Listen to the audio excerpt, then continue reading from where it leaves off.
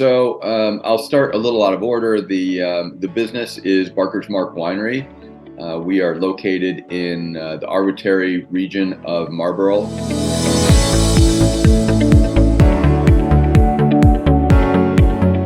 We started the winery 20 years ago. We started to build the vineyards, and from there, our first vintage was in 2007. Really, our first commercial vintage was in 2008. We did something that's a little bit different. When we found the property that we purchased was an old sheep station, and we loved the soils. The soils were spectacular. We wanted to make Marlborough Sauvignon Blanc that didn't taste like all the other Marlborough Sauvignon Blancs. And we thought with all these really interesting soil types, we can take them, blend them together, and make this real interesting wine.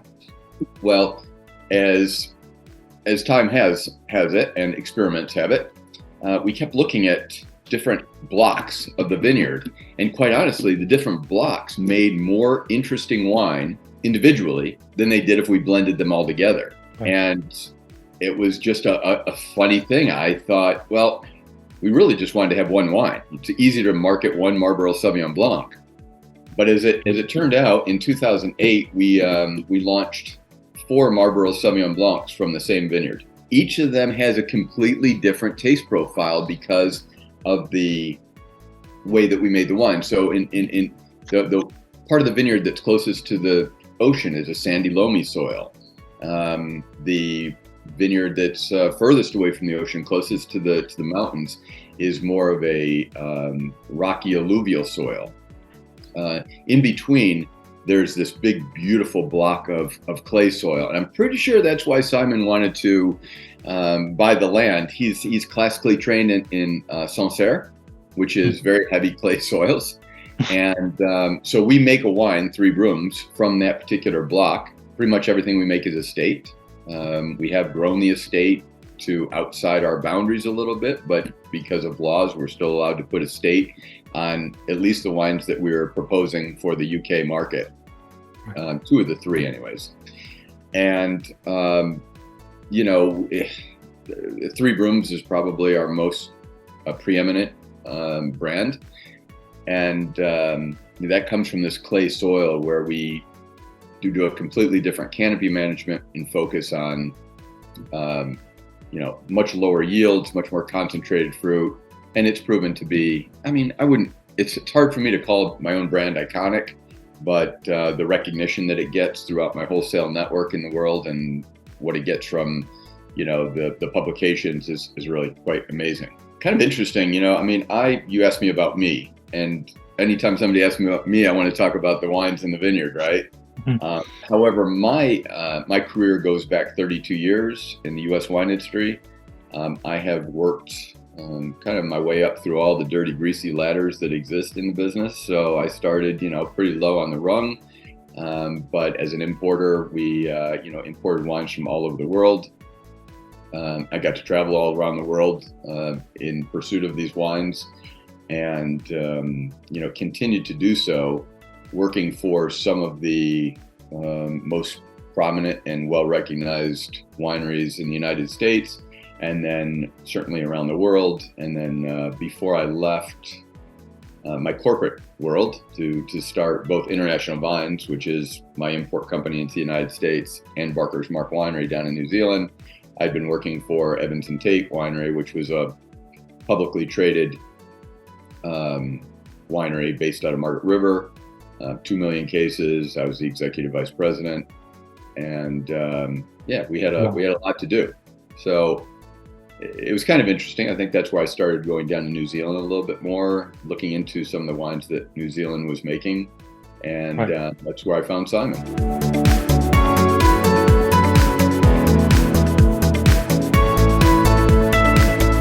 We are distributed throughout the United States in 46 of the 50 states.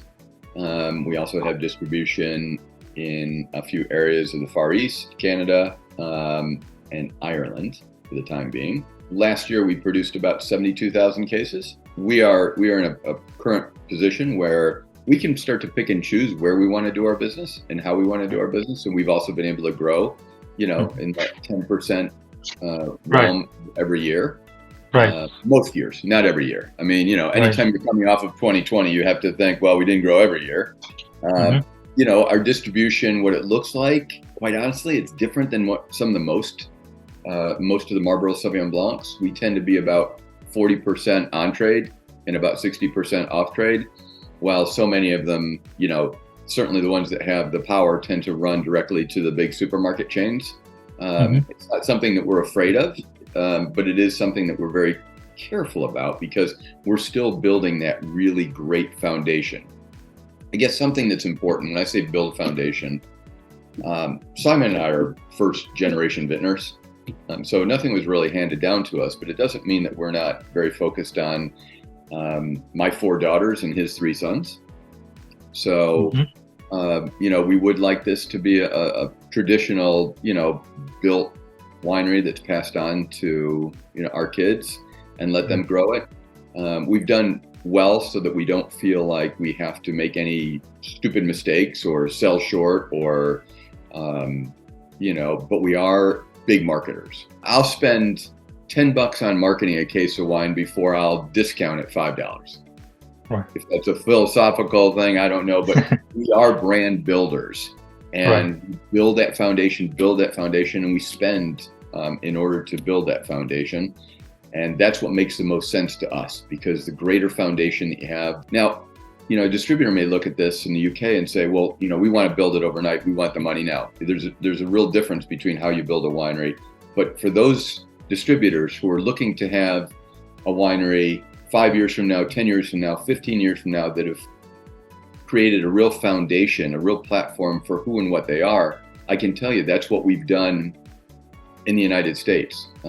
Very few distributors go to one person and go, oh, you guys own a vineyard? Yes, we do. Oh, you make 4 Marlborough Sauvignon Blancs from one vineyard, and a Riesling, by the way. Yes, we do. Well, they didn't all start with all 5 SKUs, but I can guarantee you that at least in the United States, out of the 46 wholesalers, more than 3/4 of them have all 5 SKUs. They've just found reasons to build and create that foundation for each one of them. We had really big plans. We were, our trajectory really started to jump in 2019, where we felt like we had a fantastic foundation, certainly here in the United States. We had the access to the type of grapes and to build the volumetrics that we were looking for. And it was 2020 that we were going to make a big push into the UK. We had already started traveling, Simon and I, in 2019, meeting some wholesalers. Obviously, 2020 put a lot of things on hold. Even 2021, for that matter, put a lot of things on hold. So 2022, we really used to make sure that we rebuilt the foundation that we had been building here. And so, 2023 is the year we said, yeah, let's make that our 2020 again. We weren't a big hurry. We just wanted to make sure that we were shored up in the right way so that both Simon and I could spend the time that we needed to help build a new distribution network in the UK. And that's why Simon's been there for the last week, and why I'm going to come join the UK wine tasting.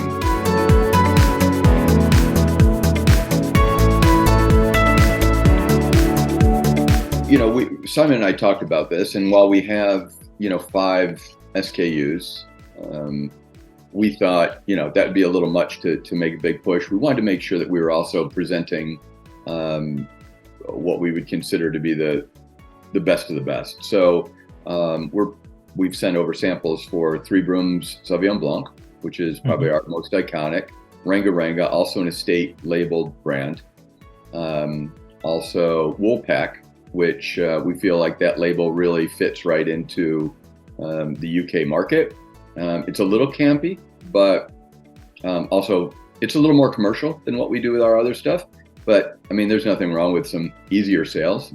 So those are the 3 wines that we really want to focus on, this year. And then if later on our wholesalers were interested in our Riesling, which we would have to work out. We can only make about 4,000 cases of Riesling a year. So I don't want to go push that, have somebody go crazy with it and then not have enough. I want to have that conversation. Should I be, developing more Riesling or whatever? So that is from the portfolio, what we're really looking looking to do.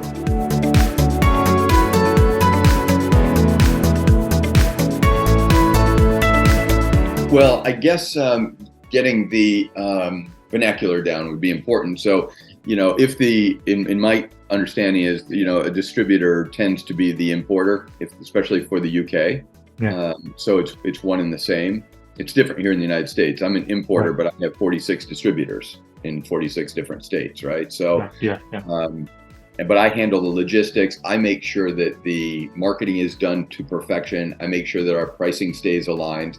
I make sure that I don't get a distributor that goes rogue on pricing or something like that. Everything really stays very common, and I'm pretty straightforward about how we manage that, because it's for the betterment of the overall brand and for everybody. Probably most interested in the overall UK right now. So, from Great Britain to Scotland and everything in between. I have a daughter that lives in Scotland, and she's lived there for the past 4 years. She lived in Paris beforehand, and she has the ability to be somewhat involved. As I said, Simon's from London, so this is, something that, is just like going back home for him. And we've put it off for 20 years. It wasn't like just because, he's a Londoner or from Britain, that we had to run right over there.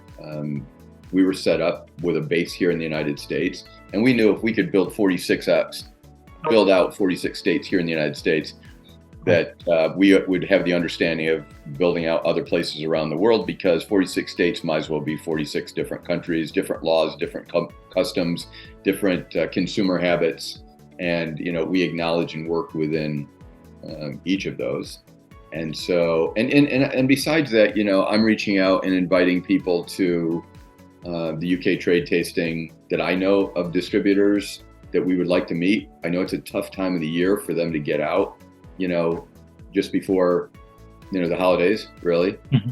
Mm-hmm. You don't quite have the same holidays that we do, Thanksgiving, but with that being said, I will be throwing a major Thanksgiving in Edinburgh this year, as I have for 5 years previous. And so I will be there, and, but what are my expectations? I would like to meet, would I like to meet retailers? Yeah, I'd love to meet the retailers, because sometimes it's the retailer that says, you know what, I know this distributor, they're perfect for you. What kind of distributor I'm looking for? I mean, I think you can hear it in my voice. I hope they can hear it in my voice, that I'm looking for probably a mid-size wholesaler that puts a lot of faith and a lot of trust in a brand builder, but also in a brand. And as I've written before, and I've said to many of them, look, I know most of you have Marlborough Sauvignon Blancs right now, right? That's where that was the comfort zone for, New Zealand to go to. However, it's a top 10 category in the world right now.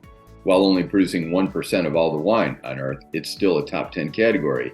It's going to be around for a long time. It's not the kind of category that's going to burn out like other categories have, because there's just not enough. We don't have everybody drinking that wine yet. We still have a lot more people to get on board drinking Marlborough Sauvignon Blanc. And the bottom line is that cream rises to the top. And it doesn't matter whether we're the first to market or the last to market. Hopefully the market understands great value. They understand great quality, and they understand, what it means to work directly with active owners of a winery. There's a lot of winery owners out there that think they did their job just because they bought the bottles, they bought the land, they put it in the bottles, they did all that, and not to undercut any of that. But unfortunately, that's 100% for them. It was 50% for us. The other 50% is reserved for the sales, the marketing, the development of these. And Simon and I were set up perfectly as partners for him to run the operation and production, and for me to run the sales and marketing, so that even though we're intertwined, I talk about what the wine tastes like every year. He sends me samples every year. We go through the blends every year. And he gets involved with marketing as well. He's just one of those perfect winemakers that, so people ask what the secret sauce is that we, the two of us have been able to start and build a winery to this extent. And it's just that we talk every day.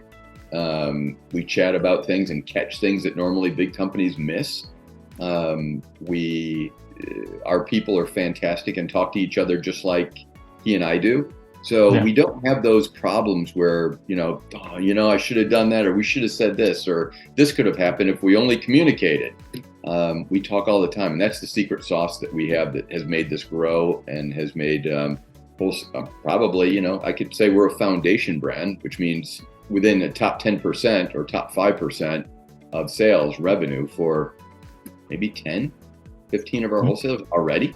And these are not little wholesalers. They're, 20, 30, 40, $50 million wholesalers.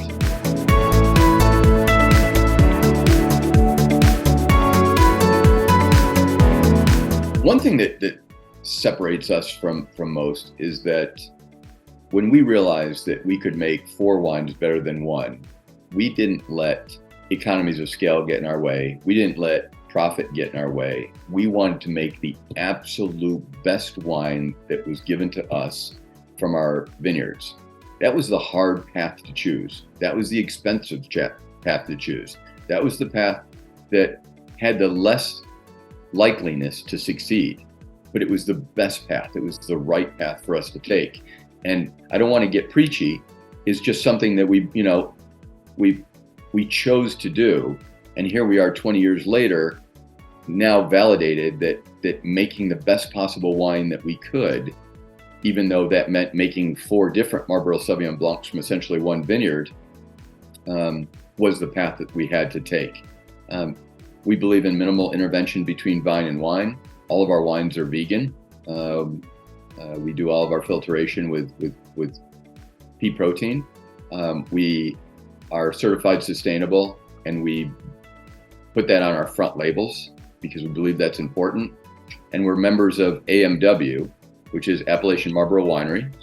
It's a consortium of about 30 wineries that believe that we're not going to make wine. We're going to make wine under our own guidelines. And those guidelines are very specific and very difficult, but you can always trust if it says AMW on it, that we are following the most stringent, high quality guidelines that you could make.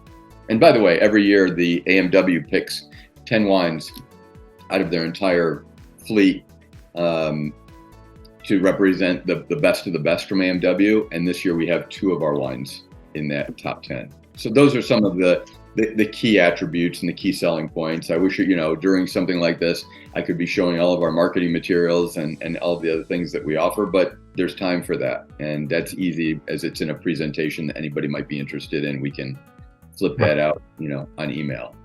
But otherwise, I think that's who and what we are. We're really excited to enter into the UK market. And if the opportunity presented itself for any other countries in the European community, and we met the right partners, we have no problem with that. I lived in France for many years. I speak fluent French. Both Simon and I are very well traveled throughout Europe. So, if that does present itself, our focus happens to be the UK at this moment, but we are open to other opportunities.